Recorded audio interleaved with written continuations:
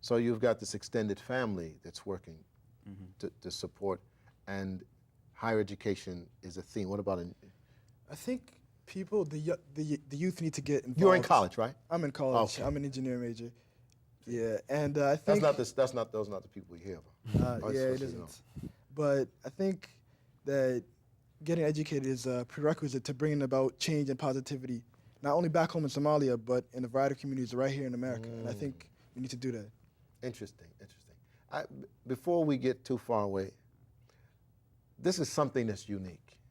Now, while we're having this conversation about young people getting engaged in the system here, getting educated and so on, what's the history of Somalia?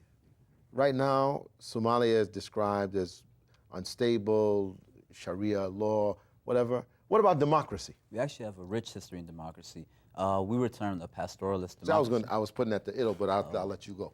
The British author named Salman Rushdie, he labeled the Somali ethnic group having a pastoralist democracy long before any other African nations. And we were the first African nation to have an elected democratic government. The first African nation in modern times? Modern times. To have not South Africa, not Egypt, but Somalia. That's something that That's something that the news. Yeah, that's the first. You heard it first time on this show. Yeah. What else is going on? You got to counter the perception that is out there that Somalis are just pirates. Definitely. And I think that the American people need to know, like, I'll take myself as an example. Don't touch your mic. Yeah, and well, what I mean is, if you think about it, I'm a 19-year-old college kid, Right. You know? I'm not a rebel.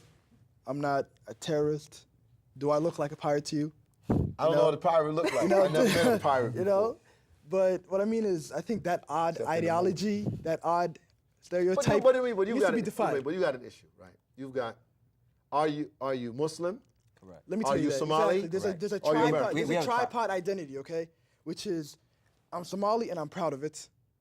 I'm American and I'm proud of it. Okay. And the third one is that under the First Amendment, I'm allowed to practice my religion freely here, and I'm proud to be Muslim. That's what it is. Is this what you're finding in the communities that you're going? Or is he just somebody he's just saying that because he's on our show? I mean, it's very diverse. Some are proud to be Somali, some are proud to be American, and some there's a mixture of both, mixture of both elements, and you also have some that are Somalis but engage in anti-Somali rhetoric because they have nothing to look forward in their native land. When they think about Somalia, the stigmas that's attached with the term Somalia subconsciously nod in their head. Subconsciously come to mind. Yeah, I agree with that to a certain extent. What I would like, I mean, the one thing that we need to acknowledge is the fact that the Somali Americans, or Somalis in the West generally speaking, because really you've got a British.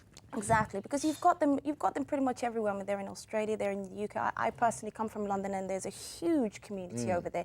The thing is, though, they are, as I would like to say, a new paradigm that's shifting. So they're basically carving out a new generation, a new cultural identity, a new type of Somali people that is different to the ones that are back in Africa, different to the ones that migrated here pre-Civil War. Right. Different, because you would find the first Africans that actually came to the UK were Somalis. Back in the, towards the end. Well, you know what? This is so exciting. That's all we have time for today. But I promise I'd do one thing, because I want to make sure I stay connected with the Somali youth. Oh, ready? Okay. I'm sorry. Okay. On TV. Don't forget that. That's all we have time for today. Thank you, my guests, for joining us. This has been a great show. We have to, I think, keep this conversation going on. But until then, I'll be living Islam in America.